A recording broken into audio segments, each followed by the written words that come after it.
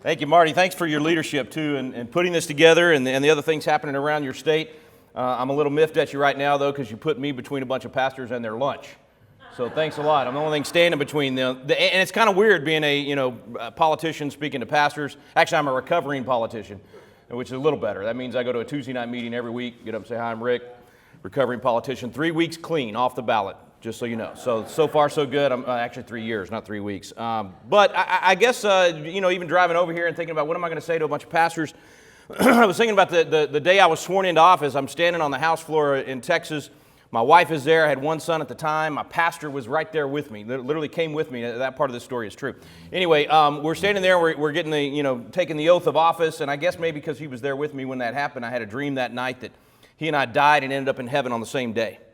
Getting the tour, St. Peter showing us around, get to this little shack, man. It's nothing but a rundown deal, little cot, little desk. And he says to my pastor, this will be your home here in heaven. And I'm thinking, man, the preacher's getting that.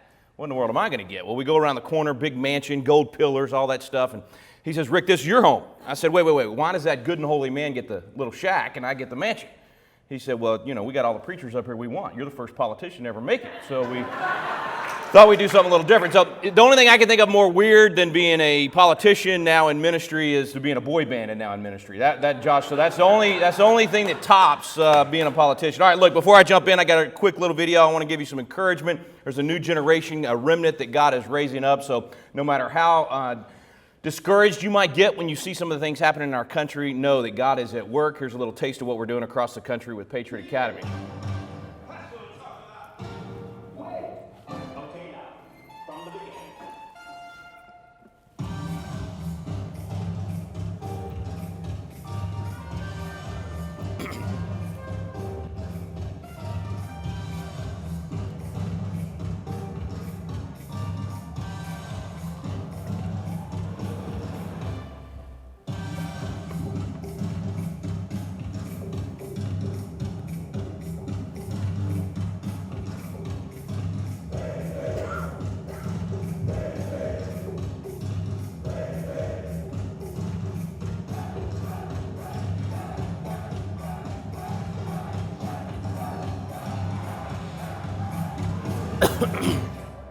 Look at that face right there. Determination, passion, purpose. It's happening. There's some really, really good things happening across the country, and it's because of pastors and churches getting involved and staying involved. I'm going to run really fast today because we've got only a short period of time, and again, lunch is coming. So the good news is if lunch gets here and I'm not done, let them eat, because as a former member of the legislature, I'm entirely accustomed to talking and no one listening.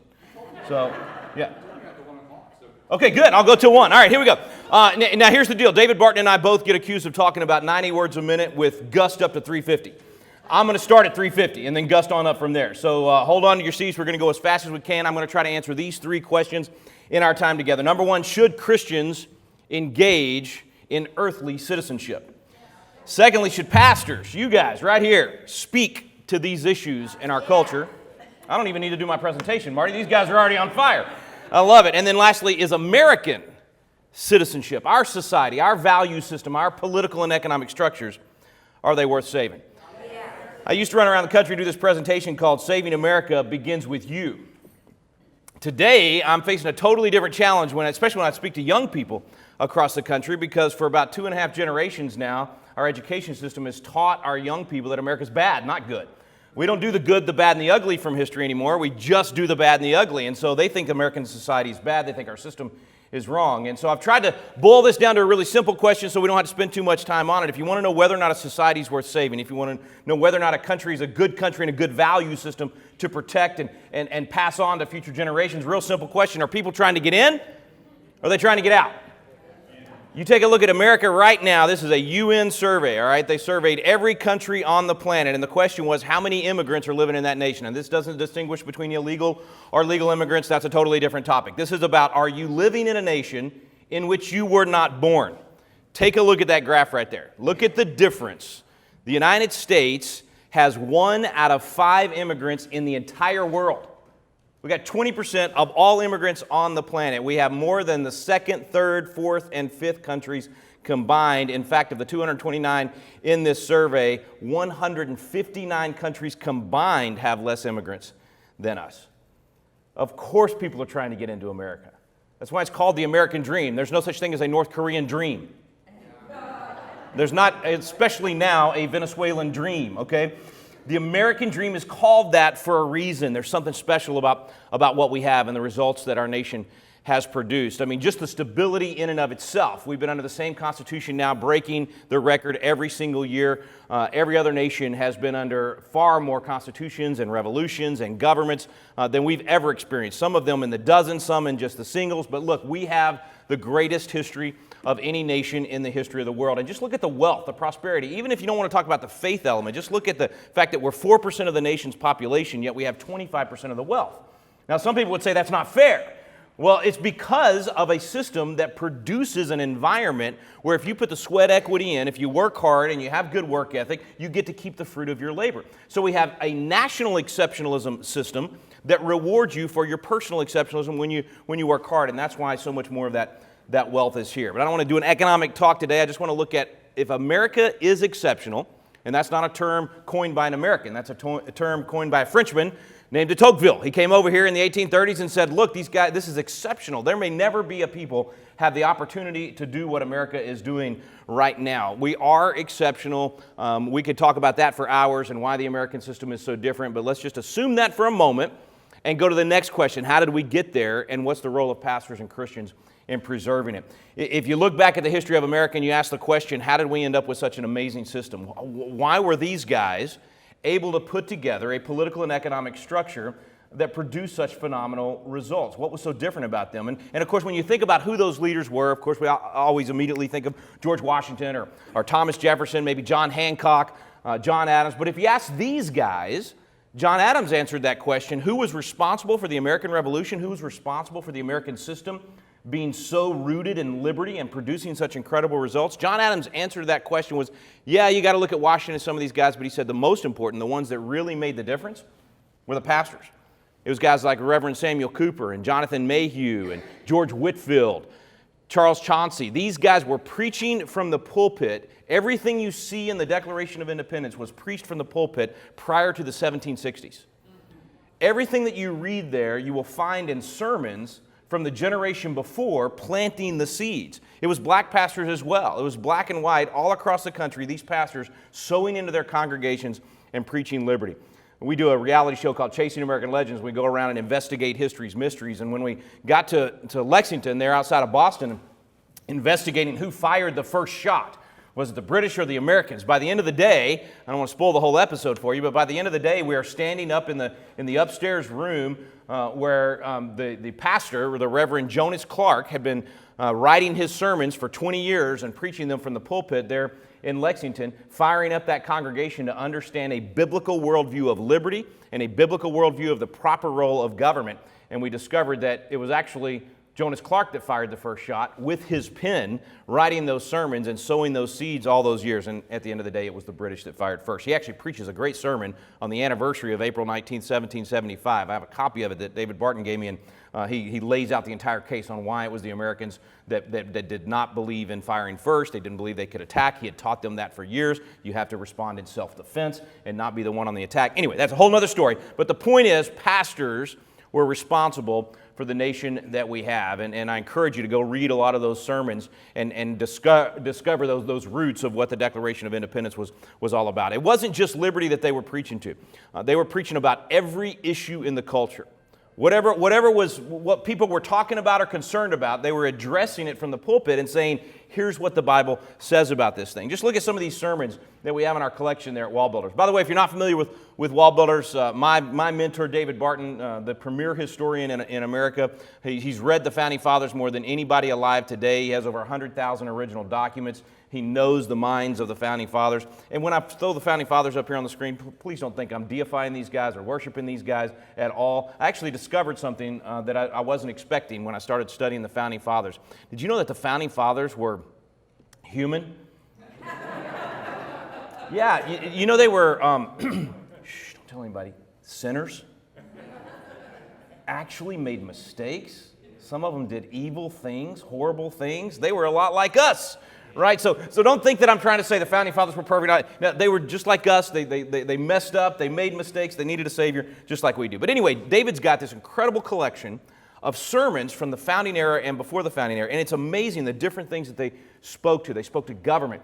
Here's one that was actually an election sermon where they got up in the pulpit and said, hey, we're about to choose our leaders. We need to look at this from a biblical worldview. What are the leaders that we're looking for?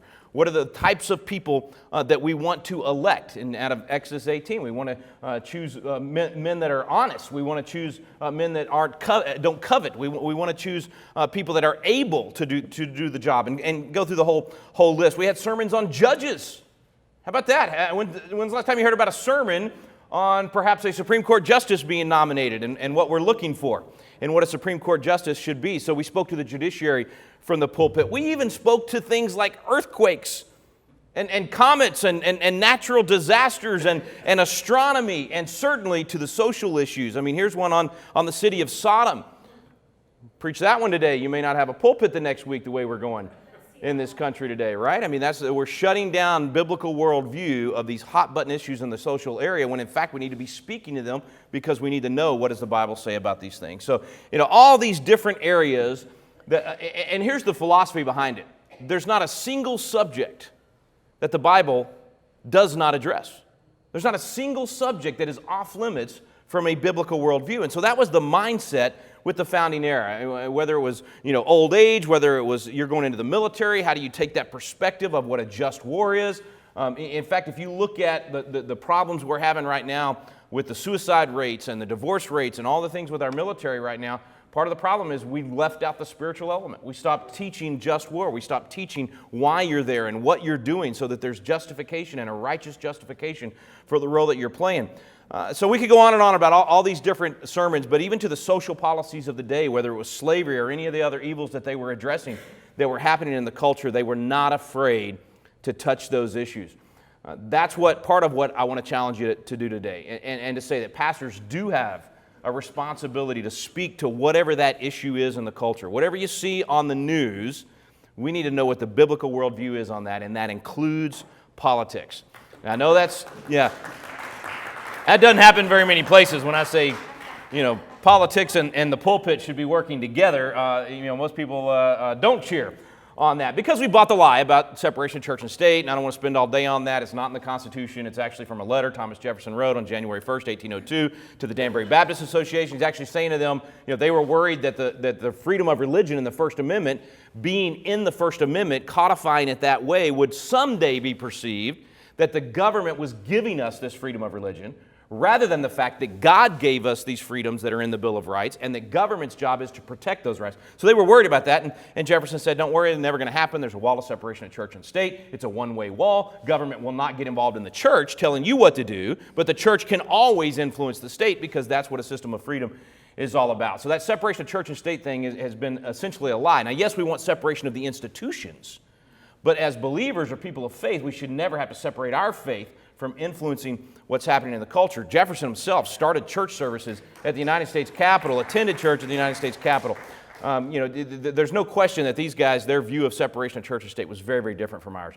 Part of the reason we've allowed the lie to create this mentality or this perception that you should not be talking about politics from the pulpit is because that phrase, separation of church and state, was lifted from the letter in a case in 1947 by Hugo Black, a KKK member on the Supreme Court. The history there is atrocious. But so this guy lifts this phrase, but he only takes the 8 words out of the letter. He doesn't describe the letter, and he totally changes what Jefferson meant. So he twists Jefferson's words to suddenly mean you can't live out your faith in the public square. Is basically what he came up with on that. And since that time, we have quoted Jefferson's letter, separation of church and state, over 3,000 times in federal cases, and we don't even quote the First Amendment itself anymore. So instead of quoting, Congress shall make no law respecting the establishment of religion or prohibiting the free exercise thereof, we quote separation of church and state, change the meaning of it, and that becomes the law of the land because we're letting a court make law when they never should have made law in the first place. That's the job of the legislature and the executive. So it's had its effect. It's silenced so many of our churches. And then in 1954, of course, we had the Johnson Amendment. I'm sorry. I know he's from Texas. I apologize. But Lyndon Johnson slipped this in revenge against the pastors of Texas, by the way. So the pastors in Texas had been preaching against, they knew he was an immoral man. and they were preaching against him, and he took his revenge by slipping the Johnson Amendment in the appropriations bill. And so now we've bought the lie again, and we bought the lie that says you can't keep your nonprofit status if you speak out on politics. Absolutely a paper tiger. It hasn't happened, actually did happen one time for one day to one church because they took out an ad in the paper. And anyway, you do not have to worry about that. We've got the legal teams that will defend you. Don't buy that lie that you're going to lose your nonprofit status if you speak to the issues of the culture. But this Johnson Amendment has created a perception and a chilling effect on the Christian community to not speak out because they're afraid that it's somehow unconstitutional. Absolute lie, not true. Now, let's get back to the issue of should you be speaking out in politics. Why did these folks preach these kind of sermons in the founding era, and why am I asking you to do the same thing in your culture? Well, it's basically following what 2 Timothy tells us. All Scripture, all of it, is given by inspiration of God and is profitable for doctrine, for reproof, for correction, for instruction in righteousness, that the man of God may be complete, thoroughly equipped for every good work. So you've got people in your congregation right now that need to know what is the biblical worldview on how I'm supposed to act as an employee or as an employer or as a politician.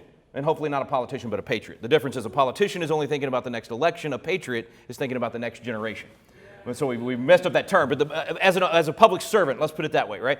So people in your church that are serving in every area of the culture, they need to have that biblical application to every good work. God's law, God's word applies to every single area of the culture. We think of the Ten Commandments, of course, boil it down for us, but 613 different laws in the Old Testament. It speaks to everything you can imagine. So there's nothing that could happen this week in your community or your state that you could not speak to on Sunday morning or Saturday night, speaking to these issues in the culture. Every single one of them. Now, another thing that's kind of hurt us in terms of a culture and caused us to back off as a Christian community instead of being salt and light is kind of a misperception, I think, of the Great Commission. The Great Commission is to go make disciples, right? Not just to preach a salvation message, but then to make disciples of all nations. So not just individuals, but nations, that our nation should be discipled in a way that it reflects that biblical worldview. And we stopped discipling America. We stopped discipling the culture. And so the salt and the light, instead of being salt that was preserving the culture and, frankly, bringing out the best flavor in the culture, instead of doing that, we stepped back and said we're only supposed to do these things inside the four walls of our church. So that we've got to get away from that and come back to teaching them to obey everything that he taught us, everything that God's word says. That's what the founding era pastor said. Adam said that our pulpits have thundered. He talked about how powerful they were and how influential they were in what's going on. And so the question is, do we do that today? And do the people want you to do that, right? I mean, a lot of my pastor friends say, well, I don't speak to these things because the people in church won't like it and they'll be upset with me or that's not what they want to hear or any of these things. And Barna has proven that not to be true in his survey. Do people want to know about these issues, what the Bible says about some of these controversial issues? Barna's the foremost pollster out there and survey expert, and his American Culture and Faith Institute has done some serious surveying over the last few years. I'm talking like hundreds of thousands of people. He and David wrote a book together about a year and a half ago called U-Turn that took a lot of this evidence and showed what is needed in the culture to turn this thing around. But here's what people are actually saying, whether or not they want you to preach these things. Sorry, I duplicated those slides there for a second. Let me jump ahead here. So 150 different issues he polled them on and said, would you like for your pastor to speak on these things? And which ones do you most want them to speak on? The ones we avoid the most, 91% said, yes, I need to know on abortion. What is the biblical worldview of abortion? When does life truly begin? When are we supposed to protect it? When should we not allow for that in our culture? On religious persecution, religious liberty, 86%. On poverty, 85%. Cultural restoration, 83%. Sexual identity, it's like the third rail right now. Boy, you don't even touch that issue, right? But 82% saying, we don't even know. How do we deal with this? We're afraid to even respond to someone we love when they're struggling with this. And love has been turned into, be whoever you are and I'll support you no matter what, instead of I love you, therefore I want to save you from pain. You see we've lost the real concept of love and turned it into just supporting anything that anyone ever does. They want to know about our Christian heritage. They want to know about the role of government, bioethics, self-governance. How's this thing supposed to work? Even preaching on Islam and the different things that are influencing the culture. So trust me on this. Don't trust me. Trust George Barna's surveys. That's your numbers as well. If you took a survey in your church, that would reflect what he's shown here nationally. That's why Whitefield and his tireless preaching across the nation sowed the seeds that would actually produce the American Revolution. That's why Finney and others in the Second Great Awakening and the influence of the pastor saying, here's what we need to do as a culture, had such a great, great impact on us. We've got to bring the Bible back as the answer, instead of running from it or hiding it or saying it only applies. This one's going to scare you, I hope, and maybe scare you into realizing what we face. Only 14% of Christians read the Bible daily. Only 14%. Barna in his survey said that of more than 70 moral behaviors we study, when we compare Christians to non-Christians, we rarely find substantial differences. In other words, same position or same living out exactly like the non-Christians. And here's why. Because only 10% of Christians have a biblical worldview. In other words, they say, I'm a Christian, I love Jesus, but they don't know what a disciple would do about a particular issue because they don't even know what Jesus said about that issue and what the Bible says about how we should do it. It gets worse. Only 4% of millennials have a biblical worldview. So if we don't know what the right position is, we can't possibly live it out. Now, friends, I'm going to get in your kitchen just for a second here, all right? But the blame for this is where? It's at the feet of the church, right? It's because we haven't taught these things and we haven't discipled. Finney actually said this in a very strong way. This is not John Travolta, by the way. It's Charles Finney. It's confusing sometimes. It's not Justin Bieber. It's Charles Finney. Anyway, Finney put it this way. He said that, brethren, our preaching will bear its legitimate fruits. If immorality prevails in the land, the fault is ours in a great degree. If there is a decay of conscience, the pulpit is responsible for it. If the public press lacks moral discrimination, the pulpit's responsible for it. If the church is degenerate and worldly, the pulpit is responsible for it. If the world loses its interest in religion, notice that happening? The pulpit's responsible for it. If Satan rules in the halls of our legislature, the pulpit's responsible for it. If our politics become so corrupt that the very foundations of our government are ready to fall away, the pulpit's responsible for it. Let us not ignore this fact, my dear brethren, but let us lay it to the heart and be thoroughly awake to our responsibility in respect to the morals of this nation. If we want to experience revival, Finney says we've got to be the ones to give that biblical worldview. He actually put it this way: the church must take right ground in regard to politics. Politics are part of a religion in a country such as this, and Christians must do their duty to their country as a part of their duty to God. God will bless or curse this nation according to the course Christians take in politics.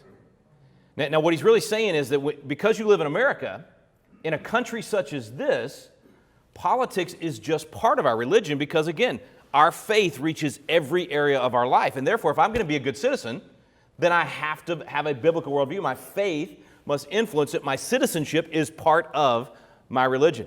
It's kind of like the parable of the talents. We've been given this amazing talent of freedom. And the question is, when the master comes back, will we say of the citizenship and freedom that we've been given that we buried it and did nothing with it, and then we're the wicked and slothful servant? Or will we be the ones that multiplied it, that invested in it, that shared it, that learned how to make that thrive in our particular communities? That's the nation we live in. Now, if we lived in a nation where you didn't have the freedom to do this, that's a whole different topic. But we do have the freedom to do it. We've been given a responsibility to do that. So God will bless or curse our nation according to the course we take in politics. Here's kind of where we are. If you look at Romans 1, it's a great picture of America today. Because at one time, we knew God.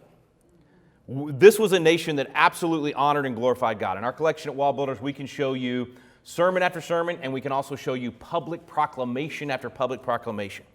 Dozens of them in the Continental Congress, presidents, governors, saying to the nation we need to have prayer, fasting, humiliation, calling on the nation. John Hancock has one where he actually says, if you know anyone that doesn't know Jesus as their Lord and Savior, share the gospel with them. In his public prayer proclamation as a governor there in Massachusetts. So we knew God, and we used to honor God as a nation. In fact, the founders talked over and over again about how we needed public acknowledgement of God, that was important for a nation to do, not just us as individuals in our churches or in our closets at home or whatever, but publicly to acknowledge God. But here's what happened. We did exactly what Romans says. We stopped glorifying Him as God. We stopped giving Him thanks, and we actually got to the point where we didn't think it was worthwhile to retain the knowledge of God. That's what happened in 1962 when the Warren Court said no more voluntary prayer in school. That case was called Engel v. Vitale. Very next year, we said after no more voluntary prayer in school, we said no more Bible in schools in Abington v. Shemp, Murray v. Collette. That was 1963. Then when you fast forward to Stone v. Graham in 1980, we said no more Ten Commandments in the schools, no prayer at football games, a Pledge of Allegiance. The Ninth Circuit out here, Ninth Circus, I should say, out here said you couldn't even have under God in the pledge. In that entire case, they didn't quote the Constitution once.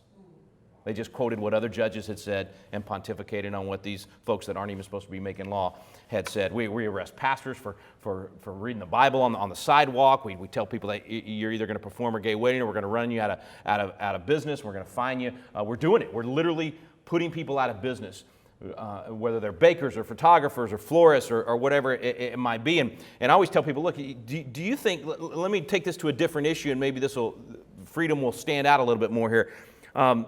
I don't know if you're a child of the 80s like I am or not, but let's take Lionel Richie, okay? If Lionel Richie was asked by the KKK to come sing at a rally at the state capitol for them, as a black performer, we want you to come sing the national anthem at our KKK rally.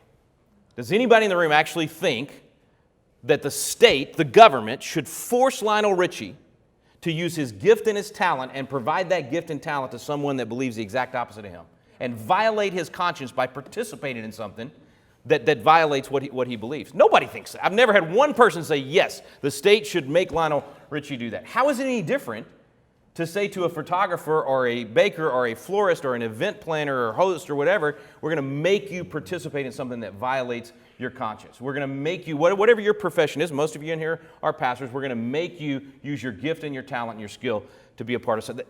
That should strike at the core of our right of conscience and our belief in liberty. Again, embarrassed to say that right out of Texas, and we just lost this to a jury this week. We got a father who's trying to save his son from chemical castration and a forced transition to be what they want to call a girl, but he's never going to actually be a girl. And this is in Texas that this is happening.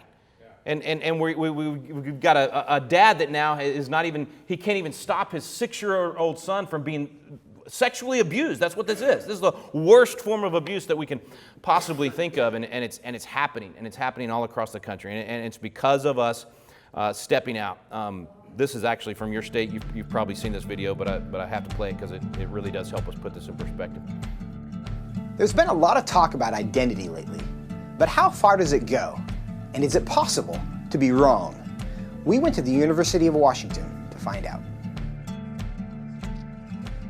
Are you aware of the debate happening in Washington State around the ability to access bathrooms, locker rooms, spas based on gender identity and gender expression?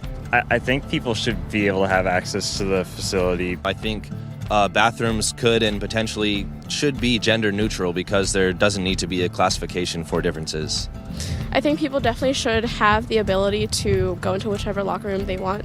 I feel like at least public universities should do their best to accommodate for those who do not have a specific gender identity. You know, whether you identify as male or female and whether your sex at birth is matching to that, you should be able to utilize the resources. So if I told you that I was a woman, what would your response be? Good for you. Okay. Like, yeah. Nice to meet you. I'd be like, what? Really? I don't have a problem with it. I'd ask you how you came to that conclusion. If I told you that I was Chinese, what would your response be? I mean, I might be a little surprised, but I would say, good for you. Like, yeah, be who you are. I would maybe think you had some Chinese ancestor. I would ask you how you similarly came to that conclusion and why you came to that conclusion. I would have a lot of questions just because on the outside I would assume that you're a white man. If I told you that I was 7 years old, what would your response be? I wouldn't believe that immediately. I probably wouldn't believe it, but I mean, it wouldn't really bother me that much to go out of my way and tell you, no, you're wrong. I'd just be like, oh, okay, he wants to say he's 7 years old. If you feel 7 at heart, then then so be it. Yeah, good for you. So if I wanted to enroll in a first grade class, do you think I should be allowed to? Probably not, I guess. I mean, unless you haven't completed first grade up to this point and for some reason need to do that now. If that's where you feel like mentally you should be, then I feel like there are communities that would accept you for that. I would say so long as you're not hindering society and you're not causing harm to other people, I feel like that should be an okay thing. If I told you I'm 6 feet 5 inches, what would you say? That I would question. Why? Because you're not. No, I don't think you're 6'5". If you truly believed you're 6'5", I don't think it's harmful. I think it's fine if you believe that. It doesn't matter to me if you think you're taller than you are. So you'd be willing to tell me I'm wrong? I wouldn't tell you you're wrong. No, but I say that I don't think that you are. I feel like that's not my place as like another human to say someone is wrong or to draw lines or boundaries. No, I mean, I wouldn't just go like, oh, you're wrong, like that's wrong to believe in it, because I mean, again, it doesn't really bother me what you want to think about your height or anything. So I can be a Chinese woman. You. Sure. But I can't be a 6'5" Chinese woman. Yes. If you thoroughly debated me or explained why you felt that you were 6'5", I feel like I would be very open to saying that you were 6'5", or Chinese, or a woman. It shouldn't be hard to tell a 5'9" white guy that he's not a 6'5" Chinese woman. But clearly it is. Why? What does that say about our culture? And what does that say about our ability to answer the questions that actually are difficult?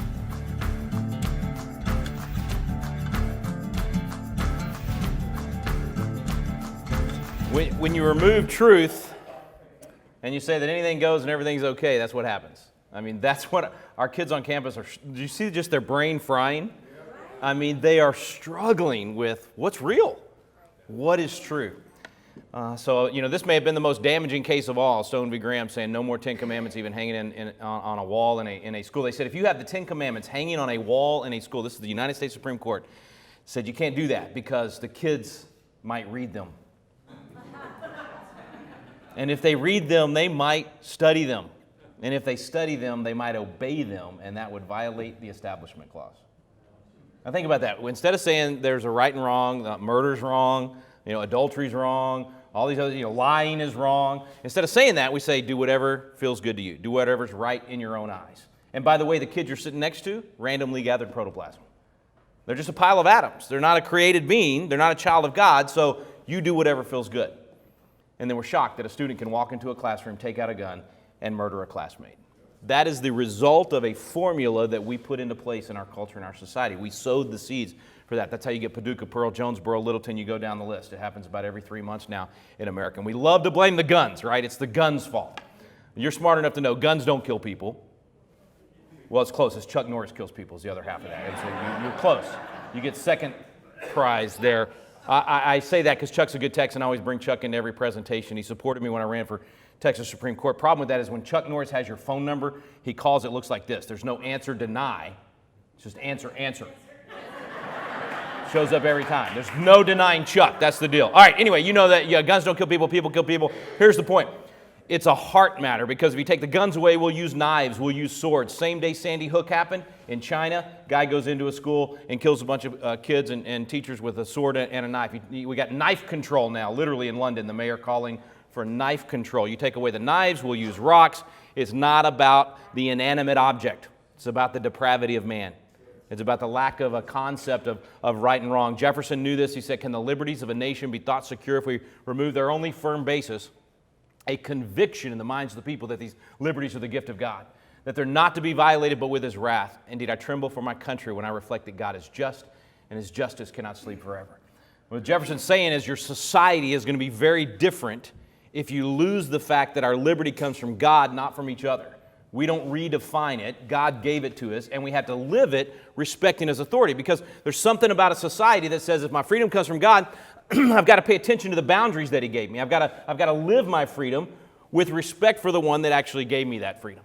That's why our foundational system of freedom, our what I call freedom's frame, is based on and starts with the idea that we're endowed by our Creator with certain inalienable rights, right? When God's in the equation, it changes everything. In fact, George Mason, we can learn a lot from George Mason, by the way. He was the guy that gave us the Virginia Declaration of Rights, so we based the Bill of Rights on that. He refused to sign the Constitution. He influenced it greatly. He was there the whole time. He came up with a lot of the important things in the Constitution, but it did not end slavery, which he wanted to end as a slave owner. That's one of the things we miss. A lot of these guys were anti-slavery that had grown up in it, but they hated it and they abhorred it and they wanted to end it. And he was mad that they couldn't get it into the Constitution at that time, and it didn't have the Bill of Rights. So he actually refused to sign. 39 signed, 55 framed it. A bunch of them actually left in the middle when it was falling apart. Anyway, you can learn a lot from this guy. We can learn a lot. Just look at the picture and you can already learn a lot. I mean, it's right there in front of you. Here's the lesson. If you're ever that pale, if you ever have hair that bad, do not sit for a portrait. It'll be around for 250 years and we'll make fun of you in 250 years. However, here's some evidence for you. Your history lesson today is that Billy Ray Cyrus did not invent the mullet. George Mason, 1776, invented the mullet. All right, so if we're going to talk about his worst contribution to the world, the mullet, then we must also talk about his greatest contribution, which is the Constitution itself. And here's what he told us. He said, no free government nor the blessings of liberty can be preserved to any people but by a frequent recurrence to fundamental principles. He's saying nobody's going to enjoy freedom unless you're consistently coming back to what makes you free in the first place.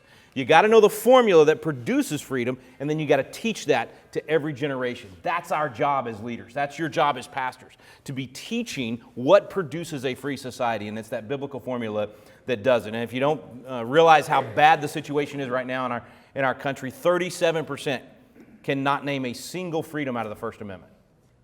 Think about that. 5 of our most precious freedoms guaranteed right there in the First Amendment. 37% can't name even one of those. 74% of Americans cannot name the 3 branches of government. You thought it was just AOC. 74% of Americans cannot. Now, that was 62% just 7 years ago. That trend's going the wrong way. My friend Tom Jipping, I've had him on Wobblers Live several times, but he has a great saying. He says, ignorance is curable. So that's the good news. Jefferson said that a nation cannot expect to be both ignorant and free.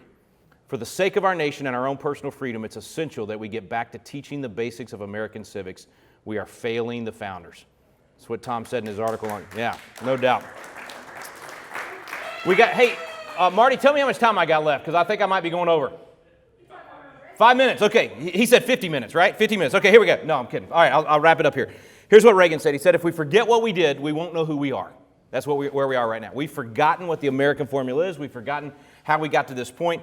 And an eradication of the American memory can result in an erosion of the American spirit. Now, that was 40 years ago. That's what's happened in that 40-year period. Governor Mike Huckabee said it like this. I think is a really good way to realize why we have to know the history. He said, history is to culture what memory is to an individual. Imagine being an individual who has lost his memory, who has amnesia. How confused, how disoriented everything is. It's the same with a culture that has lost its memory, its history. Our culture is disoriented right now. We're trying to figure out, what do we believe? What do we want to stand for? Do we want to keep marching towards socialism? Do we want to come back? I mean, who are we, and what actually works? And what's being done in the classroom is what we're seeing reflected now. Lincoln said the philosophy of the schoolroom in one generation will be the philosophy of government in the next. So what we do now with our young people is what we're going to see in government. That's why it is important to influence what's happening. That's why the founders said, if you're going to be a state in our nation under the Northwest Ordinance, you've got to have schools that teach religion, morality, and knowledge. Notice the first two, religion, morality, then knowledge. Because if you just teach knowledge, that's dangerous by itself. You've got to know what to do with that knowledge, and you've got to have a system of morality to do that. In fact, teaching religion and morality and having it in the culture, Washington in his farewell address, that's what he warned us about. He said religion and morality, of all the habits and dispositions which lead to political prosperity, religion and morality are indispensable supports. He's saying you can't be successful as a nation without religion and morality. He said, in vain would that man claim the tribute of patriotism that would work to subvert these great pillars, religion and morality. See, he's watching the French Revolution, watching the French try to get what we've got. But the French said, we don't want liberty under God. We just want libertas. We just want liberty by itself. No God. They killed the priest. They hated religion. It led to the guillotine and absolute chaos. Because if you don't have religion, you're not teaching liberty. Therefore, if you don't have liberty, you're not teaching morality. If you don't have morality, you can't have liberty. The more we become an immoral society, the less liberty we have. Because think about it, you can't even get to your car without being raped, murdered, stolen from. And so government has to grow in order to keep us from killing each other, and therefore the more government grows, the more tyrannical it becomes, and the less freedom and liberty that we have. It all comes back to first making sure you have religion and morality in the culture, then you'll get that liberty. How do you get that religion and morality? Noah Webster, very important founding father and educator, he said, all the miseries and evils which men suffer from vice, crime, ambition, injustice, oppression, slavery, and war proceed from their despising or neglecting the precepts contained in the Bible. As a culture, we've started despising and neglecting the precepts contained in the Bible, the instruction manual. A lot of the, my generation and the millennial generation, they don't want anybody telling them what to do, right? It's like, I don't want to have to follow the 10 Commandments. That's like somebody making me, and I always tell them, this is God's gift. The maker is giving you a gift. He's giving you an instruction manual because he knows how your brain works. He knows how your body works. And to say, I don't want the instruction manual, I don't want to follow the instruction manual, makes about as much sense as you get. In fact, I got a new truck. Actually, it's not my truck. It's my wife's truck, and it's a beautiful Dodge Ram pickup. And on our way home, we noticed in the glove box was, guess what? An instruction manual. And that instruction manual, given to us by the makers of that vehicle, is given to us so that we know best how to run that vehicle, to get the most out of it, to make it run the best, to last the longest, all those things. Now, what happens if I take that instruction manual, I throw it out the window, and I say, ain't nobody going to tell me how to drive my truck? This is my truck. Ain't nobody going to tell me how to take care of my truck. And then I pull up at the gas station, and even though the instruction manual says put gas in the engine, in the tank, I decide, you know what? I feel like a diesel today. In fact, I identify as a diesel today. And so I put diesel in my truck that day instead of gasoline. How far do you think I'm getting down the road? Not far. In fact, I think before I get home, that really nice Dodge Ram is going to turn into a Chevy and break down. That's what's going to happen. Yeah. The point is, we got the instruction manual. Let's use it. Let's teach it. The Bible, Andrew Jackson said, is the rock on which our republic rests. John Adams said the general principles upon which the founders achieved independence were the general principles of Christianity. Benjamin Rush, signer of the Declaration, very important founding father, said that the gospel, that Christianity is the only true and perfect religion. And in proportion as mankind adopts its principles and obeys its precepts, they will be wise and happy. So the more we're salt and light, the happier our whole nation will be. The gospel of Jesus Christ prescribes the wisest rules for just conduct in every situation of life.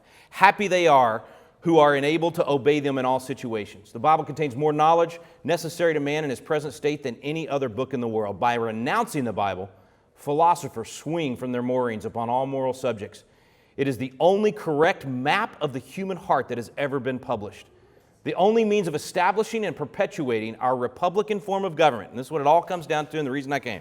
The only way our republican form of government, our constitutional republic, our systems are going to last, he said, is the universal education of our youth in the precepts of Christianity by means of the Bible. Think about that. The only way freedom's going to survive in our system of government is if we're teaching the Bible and teaching the precepts of Christianity. The Bible should be read in our schools in preference to all other books because it contains the greatest portion of that kind of knowledge, which is calculated to produce private and public happiness. The great enemy of the salvation of man never invented a more effective means of removing Christianity from the world than by persuading mankind that it was improper to read the Bible at schools.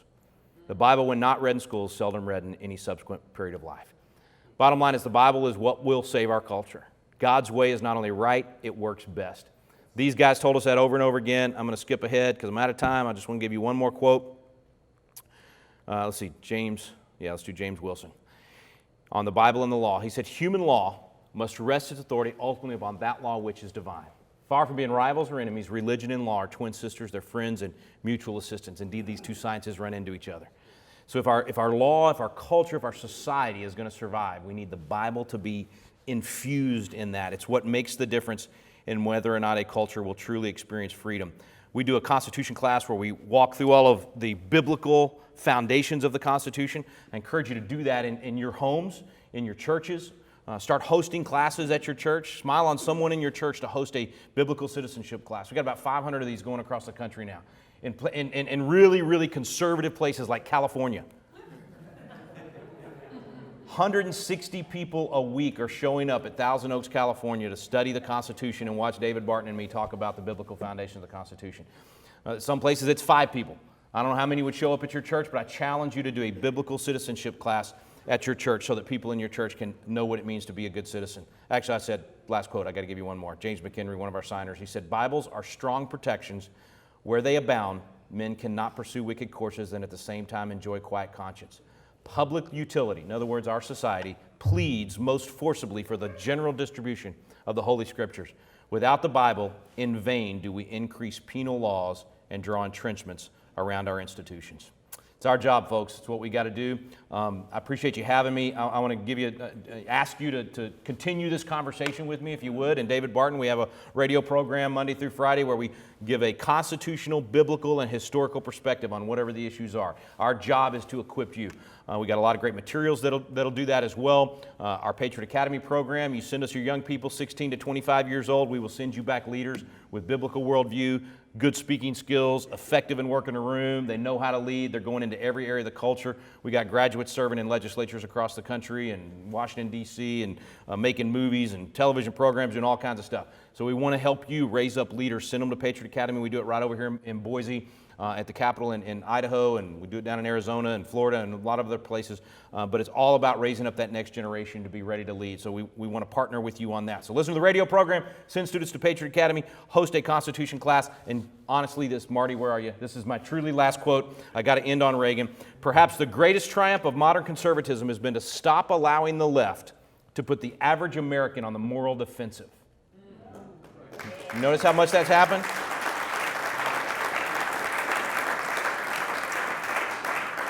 By average American, I mean the good, decent, rambunctious, and creative people who raise the families, go to church, and help out with a local library. We have great work ahead of us. Once I said this is a wonderful time to be alive, and I meant that. I meant that we're lucky not to live in pale and timid times. We've been blessed with the opportunity to stand for something. We have good reason to be hopeful and optimistic. We've made much progress already, so let us go forth with good cheer and stout hearts, happy warriors. I love that. Happy warriors out to seize back a country and a world of freedom. God bless you guys, and thanks for having me. Marty?